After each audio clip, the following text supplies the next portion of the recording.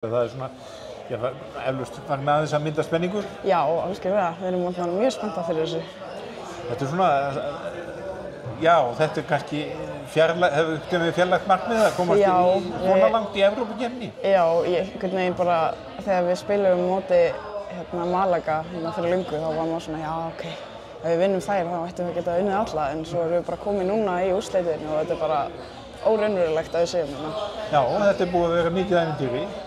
Já, bara ótrúlega skemmtilegt og bara búið að styrkja okkur rosalega sem lið og bara búið að vera geðvægt tækifæri fyrir okkur.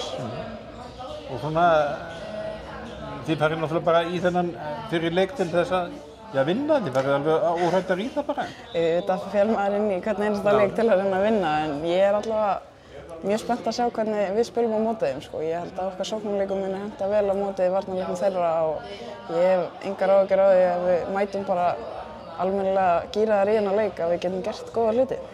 Þið hafið náttúrulega spilað við lið að maður telur svona á svipuðum styrkleika. Já. Þannig að þetta er bara annað verkefni á þeirri lið. Algjörlega. Og já, eins og ég segi, ég hef bara fullandi trú á okkur og mjög spennt fyrir þessu. Og þú bara klárir slaginn og bara í þínu lagi? Já. Aldrei verið betri. Heil í hnjám og öklum og öllu? Já, allt saman gott.